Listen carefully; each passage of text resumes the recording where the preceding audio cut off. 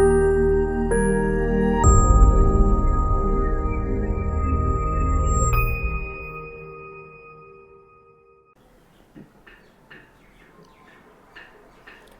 नमः। Last video में हम लोगों ने कारक विभक्ति के बारे में पढ़ा। उसी तरीके से आज हम लोग उपपद विभक्ति के बारे में पढ़ने वाले हैं। उपपद विभक्ति ये भी ऐसा एक टॉपिक है जो बच्चों को बहुत हार्ड जाता है या बहुत डिफ़िकल्ट लगता है, लेकिन ऐसा बिल्कुल नहीं है। बहुत आसान सा टॉपिक है, तो बहुत आसान ट्रिक्स के साथ मैं आपको ये बताने वाली हूँ, तो वीडियो को अंत तक ज़रूर देखिए। तो चलिए आज का टॉपिक शुरू करते हैं, उपपद विभक्ति।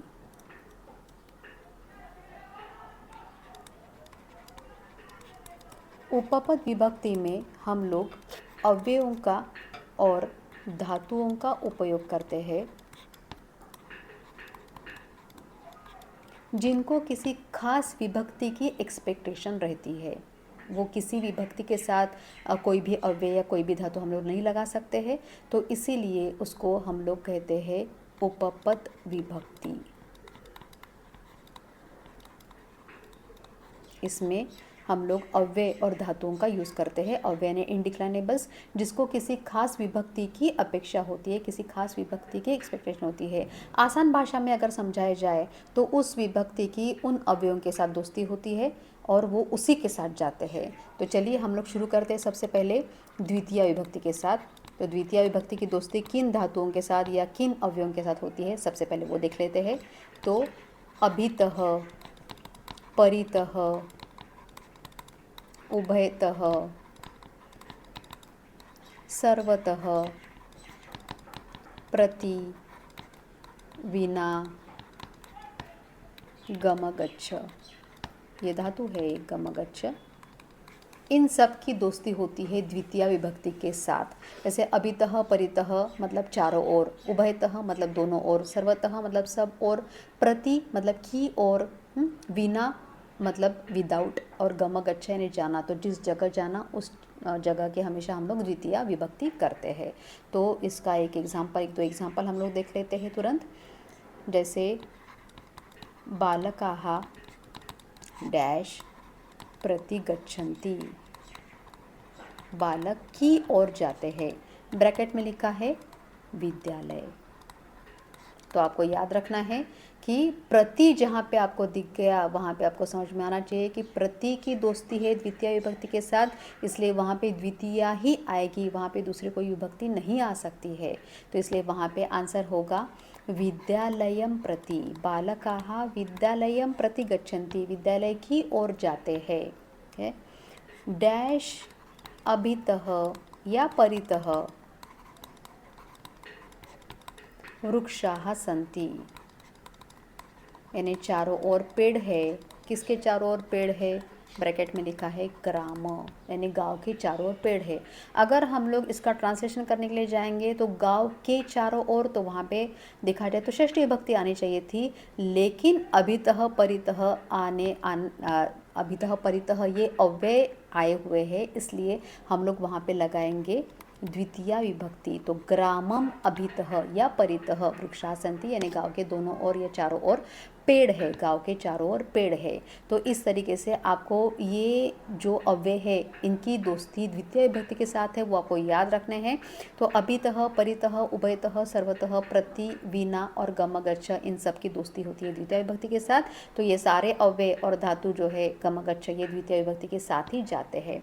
इनमें से विना ये एक अव्यय ऐसा है जिसके लिए हम लोग द्वितीय, तृतीय और पंचमी तीनों विभक्तियाँ लगा सकते हैं। जैसे अगर मैंने यहाँ पे एक एग्जाम्पल लिया है, डैश विना जीवनम नास्ति, यानी इसके बिना जीवन नहीं है। ठीक है, ब्रैकेट में लिखा है जल, तो जल के बिना जीवन नहीं है, तो हम लोग विना के योग में, यानी विना इस अव्यय के योग में हम लोग वहाँ पे द्वितीय भी लगा सकते हैं, तृतीय भी लगा सकते हैं और पंचमी विभक्ति भी लगा सकते हैं। तीनों में से आप कोई भी विभक्ति लगा सकते हैं। जैसे अगर मैं बोलूँगी कि जलम बिना जीवनम नास्ति, तो वो भी करेक्ट होगा। जलेन बिना जीवनम नास्ति, तो वो भी करेक्ट होगा। और जलात बिना जीवनम नास्ति, तो वो भी करेक्ट होगा। तो वहाँ पे विना एक ऐसा अव्यय है कि जिसकी दोस्ती द्वितीय, तृतीय और पंचमी तीनों के साथ है, वो तीनों के साथ जाता है। ठीक है, तो ये चीज़ आपको याद रखनी है। और गमगच्छ के लिए आपको याद रखना है, जैसे रामः डैश गच्छति, और ब्रैकेट में लिखा है वन, वन में जाता है। ठीक है, तो जहाँ पे जाना है वहाँ पे द्वितीया विभक्ति करनी है। तो रामः वनं गच्छति, बालकः विद्यालयं गच्छति, माता गृहं गच्छति। तो जहाँ पे जाना है उस जगह की अपने को द्वितीय विभक्ति करनी है। तो आइए अभी देखते हैं तृतीय विभक्ति।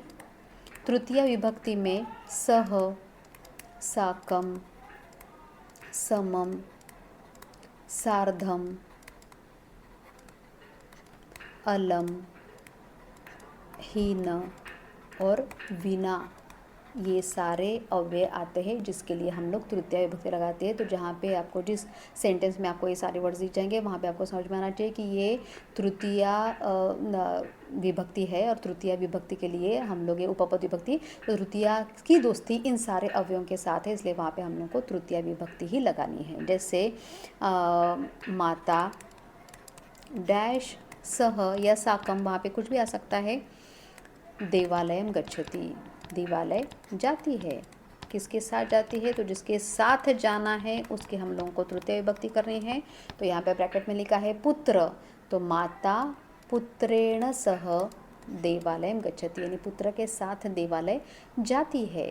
तो जिसके साथ जाना है उसकी हम लोगों को तृतीय विभक्ति करनी होती है। तो सह, साकम, समम, सार्धम, मैंने किसी के साथ। अलम, तो अलम हम लोग तृतीय, अलम जो अव्यय है वो तृतीया में भी आता है और चतुर्थी में भी आता है। तृतीया में अलग अर्थ से आता है और चतुर्थी में अलग मीनिंग के साथ आता है। तृतीय में आता है मत करो, बस करो के अर्थ में, जैसे अलम, बहुत बार आपके टीचर आपको बोलती भी होगी ऐसा। ब्रैकेट में लिखा है कोलाहल, कोलाहल यानी शोर, तो शोर मत करो, टीचर ऐसे बोलती है कि शोर मत करो, तो हम लोग यहाँ पे लिखेंगे अलम कोलाहलेन, यानी शोर मत करो, बस करो। इस के लिए हम लोग अलम जो है तृतीया में यूज़ करते हैं।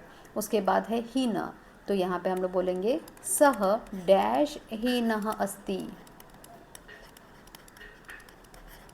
जिस चीज़ से हीन है उसको, उसकी हम लोगों को तृतीय विभक्ति करनी है। जैसे यहाँ पे अगर हम लोग लिखा है नेत्र, तो नेत्रेण हीनः या नेत्राभ्याम हीनः, दोनों हम लोग लिख सकते हैं, दोनों यहाँ पे करेक्ट होंगे। ठीक है, वीणा का एग्जाम्पल मैं पहले ही दे चुकी हूँ आपको। वीणा तृतीया में भी हम लोग लिख सकते हैं, जैसे ज्ञानेन विना किम जीवनम, यानी ज्ञान के बिना क्या जीवन है। इस तरीके से हम लोग बिना का उपयोग तृतीय विभक्ति में भी कर सकते हैं। ठीक है, अभी हम लोग देखते हैं चतुर्थी विभक्ति के साथ कौन से अव्यय आते हैं, या कौन से अव्ययों की दोस्ती चतुर्थी विभक्ति के साथ होती है। चतुर्थी विभक्ति में अव्यय कम है और धातु ज़्यादा है। चलिए देखते हैं। यहाँ पे सबसे पहले आता है नमः, यानी नमस्कार करना। ठीक है, उसके बाद यहाँ पे आता है अलम, यहाँ पे अलम आता है इनफ के अर्थ में। उसके बाद यहाँ पे आता है दा यच्छ धातु, यानी देना। उसके बाद यहाँ पे आता है रुच धातु, यानी पसंद आना। इसके बाद इस यहाँ पे आता है स्पृह धातु, यानी इच्छा करना, टू विश। तो ये सारे धातु यहाँ पे आते हैं। तो नमः यानी जिसको नमस्कार करना है उसकी हम लोग चतुर्थी विभक्ति करते हैं। इसके लिए आपको सिंपल एग्जाम्पल याद रखना है, श्री गणेशाय नमः। हम लोग बहुत सारे स्तोत्र जब भी बोलते हैं, जब भी नमस्कार करते हैं, तो सबसे पहले गणेश भगवान का नाम आता है। तो यहाँ पे आपको याद रखना है, नमः के योग में हमेशा चतुर्थी विभक्ति आती है। तो नमः श्री गणेशाय नमः। अगर यहाँ पे गणेश की जगह शिव दिया होता तो हम लोग बोलते शिवाय नमः। हम लोग हमेशा बोलते हैं ना ओम नमः शिवाय, तो वैसे ही शिवाय नमः। ठीक है, विष्णु अगर दिया है तो विष्णवे नमः, सरस्वती नमः, इंद्राय नमः, वरुणाय नमः। तो जिसको नमस्कार करना है उसकी हमेशा हम लोग चतुर्थी विभक्ति करते हैं। तो अलम के बारे में अब देखते हैं। अलम यहाँ पे आता है इनफ के अर्थ में, जैसे रामः डैश अलम, और ब्रैकेट में लिखा है रावण, यानी राम रावण के लिए काफ़ी है। तो काफ़ी है के लिए हम लोग, जिसके लिए काफ़ी है उसकी हम लोग चतुर्थी विभक्ति करेंगे। तो यहाँ पे आएगा रावणाय, रामः रावणाय अलम। उसके बाद आता है दायच्छ, माता डैश मधुरम यच्छति, यानी मीठा देती है। किसको दे रही है? बेटे को दे रही है, पुत्र। ठीक है। तो जिसको देना उसकी चतुर्थी विभक्ति करनी है, तो यहाँ पे पुत्र को दे रही है तो इसलिए पुत्र की होगी चतुर्थी विभक्ति। तो माता पुत्राय मधुरम यच्छति। जहाँ पे दा यच्छ धातु आपको दिख गया वहाँ पे आपको चतुर्थी विभक्ति ही लगानी है। जिसको देना उसकी चतुर्थी विभक्ति हमेशा आती है। उसके बाद है रुच धातु। तो जिसको पसंद है उसको रुच धातु हम लोग लगाते हैं, जिसको पसंद है उसकी चतुर्थी विभक्ति करते हैं। उसके बाद आता है स्पुर्व धातु। तो जिसकी इच्छा करना उसकी चतुर्थी विभक्ति। तो यहाँ पे गणेशः मोदकाय, मोदक की इच्छा करता है इसलिए मोदकाय स्पृह्यति। ठीक है।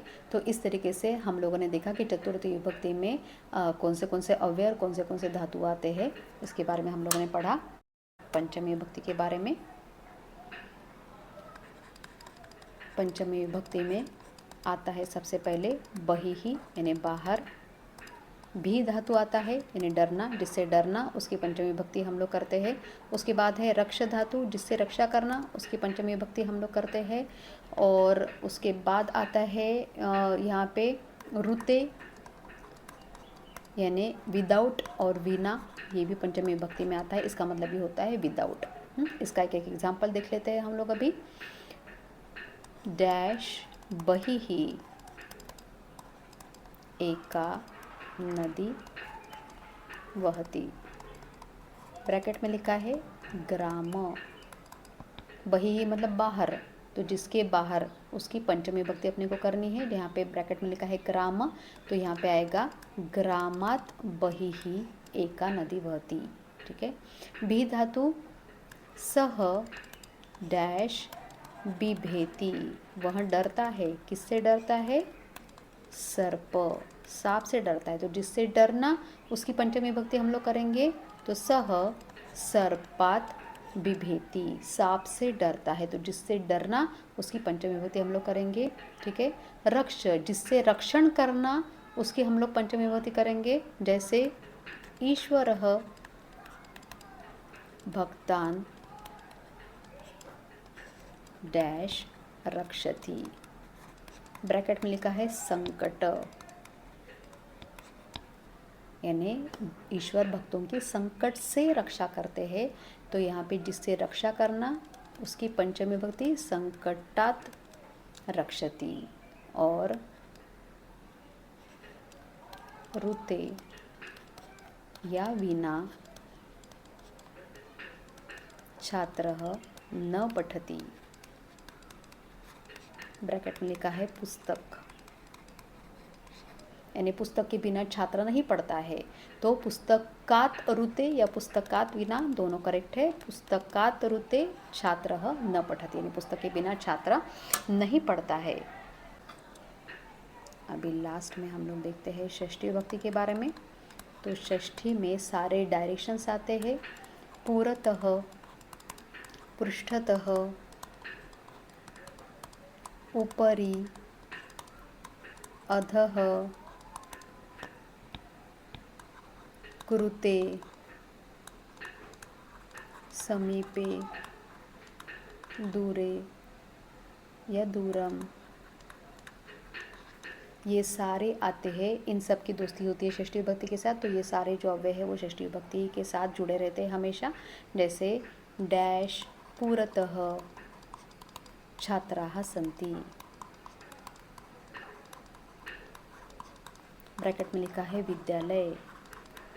पुरतः मतलब आगे, पृष्ठतः मतलब पीछे, ऊपरी मतलब ऊपर, अधः मतलब नीचे, कृते मतलब के लिए, समीपे मतलब पास, और दूरम मतलब या दूरे मतलब दूर। ठीक है।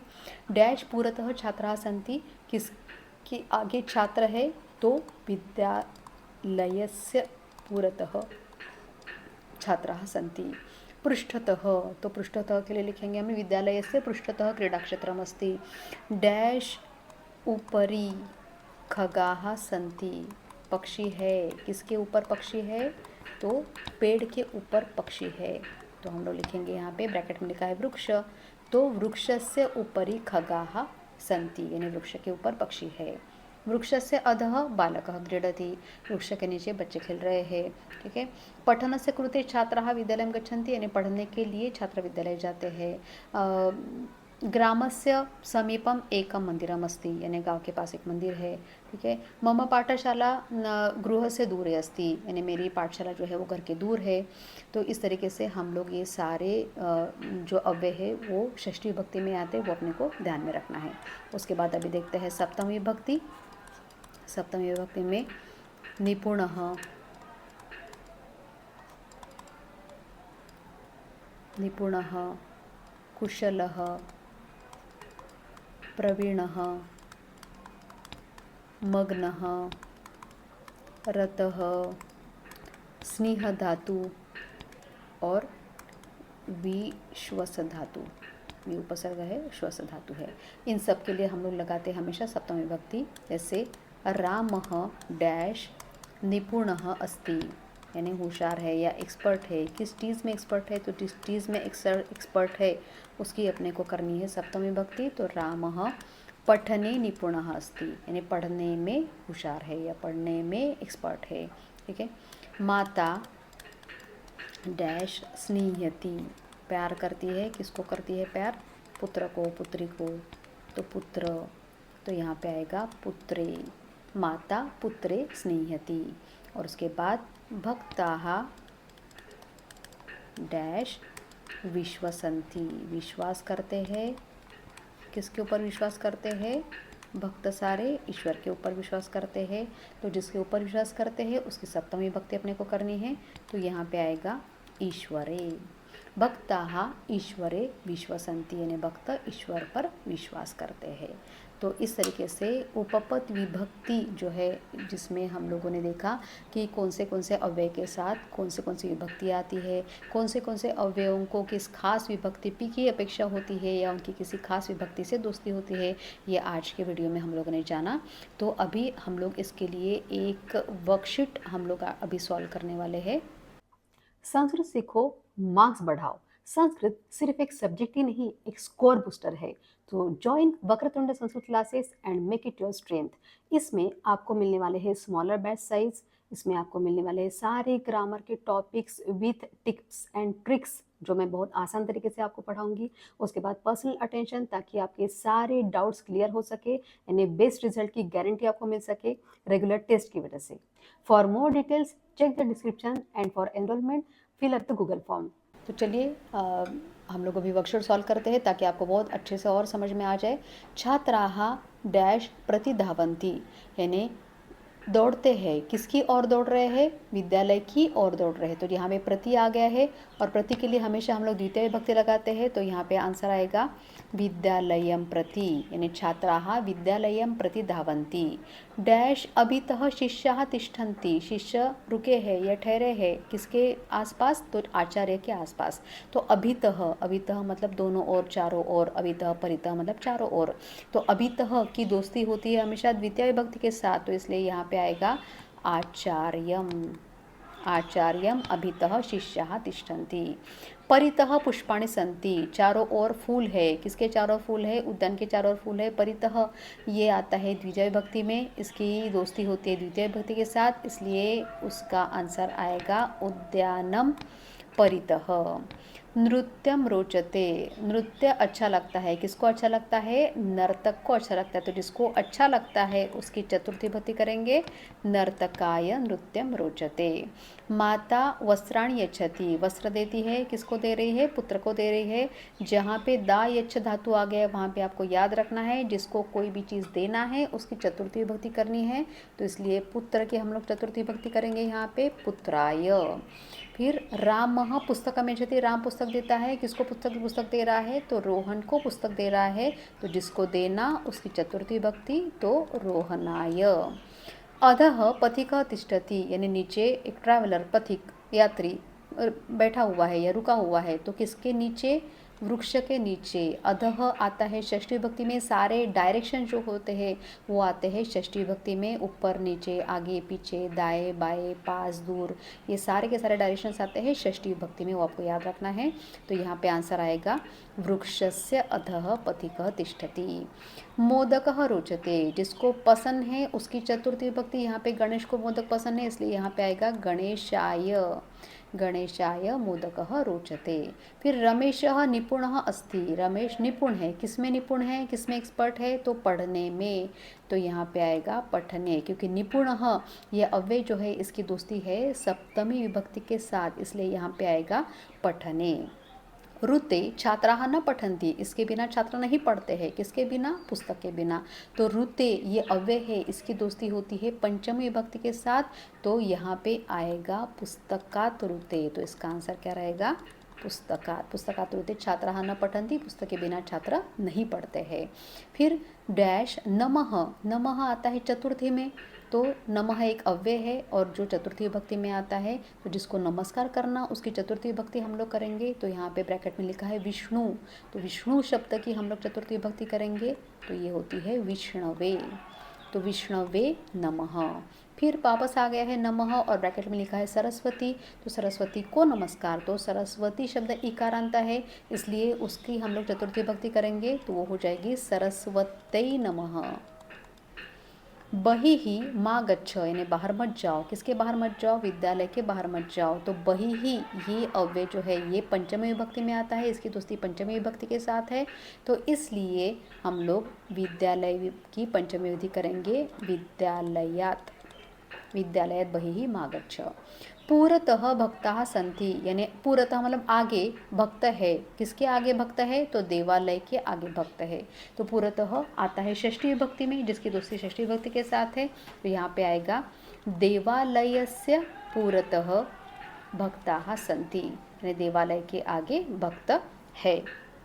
उसके बाद आता है सोमेशः सह खेलति, सोमेश खेलता है, किसके साथ खेल रहा है, मित्र के साथ खेल रहा है, तो जिसके साथ उसकी तृतीय विभक्ति अपने को करनी है, क्योंकि सह ये अव्यय जो है हमेशा तृतीय विभक्ति में आता है, तो यहाँ पे आ जाएगा आंसर मित्रेण सह, यानी सोमेशः मित्रेण सह खेलति, मित्र के साथ खेलता है। और उसके बाद डैश विना कार्यम न भवति, इसके बिना कार्य नहीं होता है कोई भी कार्य, और वो होता है परिश्रम, यानी हार्ड वर्क, तो हार्ड वर्क के बिना कोई कार्य नहीं होता है, तो बिना शब्द के लिए हमेशा यहाँ पे हम लोग लिखेंगे द्वितीया, तृतीया या पंचमी, हम लोग कोई भी विभक्ति लगा सकते हैं, क्योंकि बिना की दोस्ती तीनों विभक्ति के साथ होती है, तो ये है परिश्रमम, इसका आंसर होगा परिश्रमम विना कार्यम न भवति। हम लोग परिश्रमेण विना भी लिख सकते हैं, परिश्रमात् विना भी लिख सकते हैं, क्योंकि विना एक ऐसा अव्यय है कि जिसकी दोस्ती द्वितीय, तृतीय और पंचमी विभक्ति के साथ होती है, तो इसके लिए हम लोग तीनों विभक्तियाँ लगा सकते हैं। इस तरीके से आपने देखा होगा कि हम लोगों ने उपपद विभक्ति का टॉपिक बहुत अच्छे से समझ लिया, साथ में हम लोगों ने एक वर्कशीट भी सॉल्व कर ली, ताकि आपको और अच्छे से उसका अंदाजा आ गया होगा कि हम लोग वर्कशीट कैसे सॉल्व करते हैं और उपपद विभक्ति की सारे जो अव्यय है उसको हम लोग किस तरीके से याद रखेंगे। तो मुझे आशा है आपका वीडियो आज का आपको पसंद आया होगा। तो चलिए मिलते हैं नेक्स्ट वीडियो में। पुनर्मिलामः।